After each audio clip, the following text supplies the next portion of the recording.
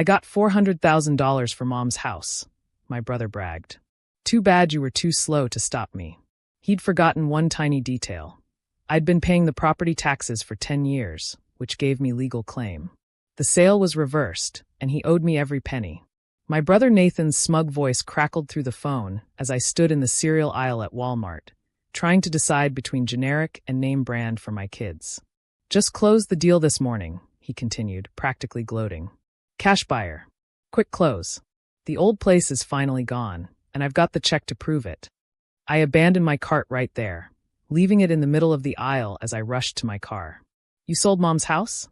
Our childhood home? Without telling me. Telling you? Why would I need to tell you? Nathan laughed, that same cruel laugh he'd perfected in high school. I'm the executor of the estate, remember? Dad made that decision, not me. Besides, what were you going to do? Buy me out with your teacher's salary. My hands shook as I started the car. That's not the point, Nathan. We were supposed to make that decision together. Mom wanted. Mom's dead, Sarah. Has been for 2 years. Dad's been gone for 3. What they wanted doesn't matter anymore. What matters is that I just made us both $200,000 richer. You're welcome, by the way. Both of us? I pulled over, unable to drive while my vision blurred with rage. Well, minus the estate fees, executor compensation, repairs I had to make, realtor commission, your half comes to about $127,000. I'll cut you a check next week. The line went dead. My successful brother, the investment banker who never let anyone forget it, had hung up on me. Again, I sat in my 2012 Honda Civic, the one with the cracked windshield I couldn't afford to fix, and tried to process what had just happened. The house I'd grown up in, the house where Mom taught me to make pie crust, where Dad showed me how to change a tire in the garage, the house I'd been maintaining for the past decade, sold.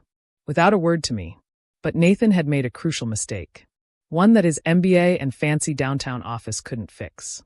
I drove straight to my friend Jessica's law office. She did mostly family law, but she'd helped me with some paperwork over the years. Real estate wasn't her specialty, but she knew enough to point me in the right direction. He can't just sell it without your consent, can he? I asked, still in shock. Jessica pulled up the probate records on her computer. According to this, he's the sole executor. The will splits the estate evenly between you two, but as executor, he has the power to liquidate assets to distribute the inheritance. My heart sank. So he can sell it? Technically, yes. But Sarah. She leaned forward, studying the screen. When was the last time Nathan was at the house? Mom's funeral, I said bitterly. He flew in for 3 days, gave a speech about family values, then disappeared again. And you've been maintaining the property? Someone had to. After Dad died, Mom couldn't handle the upkeep. I've been mowing the lawn, fixing leaks, paying for repairs. I trailed off as Jessica's expression changed. Sarah, please tell me you kept receipts. For the repairs? Most of them, why? Not just repairs. Property taxes. Have you been paying the property taxes? I nodded. For the last 10 years. Mom couldn't keep track of bills near the end, and Nathan certainly wasn't going to pay them from New York. I didn't want the county to put a lien on the house. Jessica's fingers flew over her keyboard. Sarah, you beautiful, responsible person. Do you have any idea what you've just told me? 20 minutes later, I understood. In our state, there's something called adverse possession and equitable interest. While I couldn't claim full adverse possession since I wasn't living there exclusively, paying the property taxes for 10 years while maintaining the property gave me a substantial legal claim.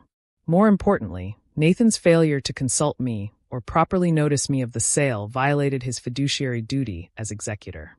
He rushed the sale, Jessica explained, probably to avoid dealing with you. But that rush is going to cost him. She referred me to Robert Chen, a real estate attorney who specialized in property disputes. When I showed him my decade of property tax receipts, repair invoices, and the texts from Nathan admitting he'd sold the house without telling me, Robert actually smiled. Your brother made several critical errors, he said. First, he failed his fiduciary duty by not informing you of the pending sale. Second, he undervalued the property for a quick sale. I'm seeing comparable homes in that neighborhood going for $500,000, not $400,000. Third, and most importantly, you have what we call color of title through your tax payments. What does that mean? It means you have a legitimate ownership interest he can't ignore. We're going to file an emergency injunction to stop this sale. But he said it already closed. Until the deed is recorded, nothing is final. And even if it is recorded, with your claim, we can cloud the title so severely that no buyer would want it. The next 48 hours were a whirlwind. Robert filed the injunction, noting my decade of tax payments, the maintenance I'd performed, and Nathan's breach of fiduciary duty. He also filed a lease pendens, a notice that the property was under legal dispute. Nathan called me screaming within hours. "What have you done?" He was beyond furious. "The buyer is threatening to sue. The title company is freezing everything." "I protected my interests," I said calmly. "The same interests you ignored when you sold our childhood home for quick cash. You don't have any interests. I'm the executor. Nathan, I've been paying the property taxes for 10 years. Did you even know that? Did you know the county almost foreclosed twice, and I'm the one who caught up the payments?" Silence. "Then, that doesn't matter. You were just helping Mom. It matters legally. My attorney says." "Your attorney? You hired an attorney? With what money?"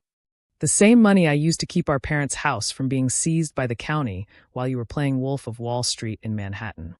The buyer, understandably, wanted out immediately. No one wants to purchase a property with a clouded title and a pending lawsuit. Nathan had to return their earnest money and pay penalties for the failed sale. But that was just the beginning. Robert's research uncovered more issues. Nathan had never properly notified creditors of the estate opening. He'd never published the required notices. He'd never filed an inventory with the court. In his rush to liquidate and move on, he'd violated multiple provisions of estate law. "Your brother was so focused on the executor title that he forgot about the executor duties," Robert explained. "This is gross mismanagement." We appeared before Judge Harrison 2 weeks later. Nathan flew in from New York, designer suit immaculate, expensive attorney at his side. He still thought his money and position would cow me. "Your Honor," Nathan's attorney began, "my client acted within his rights as executor to liquidate estate assets for distribution." "Did your client notify his sister of the pending sale?" Judge Harrison asked. "Notice isn't required when. Did he or did he not inform the other beneficiary that their childhood home was being sold?" "No, Your Honor." The judge turned to us. "Ms. Williams, I've reviewed your documentation. 10 years of property tax payments totaling." He checked his notes, $47,000. Plus maintenance and repairs totaling another $23,000. "Is this accurate?" "Yes, Your Honor. I have all the receipts." "And Mr. Williams, were you aware your sister was paying these expenses?" Nathan shifted uncomfortably. "I assumed the estate was handling it." "The estate that you were managing as executor?" I was focused on other assets. For 10 years. The hearing went downhill for Nathan from there. Judge Harrison was particularly interested in why Nathan had accepted $400,000 for a house worth at least $500,000, and why the sale happened so quickly without proper marketing. "It appears to me," the judge said, "that Mr. Williams prioritized a quick personal payout over his fiduciary duty to maximize the estate's value for all beneficiaries." In the end, the judge's ruling was comprehensive. The sale was voided due to Nathan's breach of fiduciary duty. Nathan was removed as executor for gross mismanagement. I was appointed as successor executor. Nathan owed me $70,000 for the taxes and maintenance I'd paid. Nathan had to pay all legal fees, mine and his. The house would be properly assessed and sold at market value, or I could buy out Nathan's share at the assessed value minus what he owed me. Nathan's attorney tried to argue the decision, but Judge Harrison cut him off. "Your client had a duty to both beneficiaries, not just himself. He failed that duty spectacularly." Outside the courthouse, Nathan cornered me. "You've ruined everything. That buyer was cash, no contingencies. Now we'll have to list it properly, could take months. Or," I interrupted, "I could buy you out." He laughed bitterly. "With what? Your teacher's salary?" "With the $70,000 you owe me, plus the mortgage I've already been pre-approved for. Turns out, banks love lending to people who've proven they can pay property taxes for a decade." The house appraised at $520,000. After deducting what Nathan owed me and the legal fees, another $30,000, his share came to $190,000, far less than the $273,000 he'd thought he was getting from his quick sale. "This is insane," he kept saying as we signed the papers. "I was doing us both a favor. Quick, clean, done." "You were doing yourself a favor," I corrected. You wanted fast cash and didn't care if it cost us $100,000 in lost value. You didn't care that I'd spent 10 years keeping that house standing. You didn't even care enough to tell me you were selling our childhood home. It's just a house, he muttered. But it wasn't just a house. It was where Mom taught me her secret for perfect pie crust, ice water, and frozen butter. It was where Dad's workshop still smelled like sawdust and WD-40. It was where my kids had spent every Christmas with their grandparents until they passed. Nathan flew back to New York that afternoon, $190,000 richer, but somehow diminished.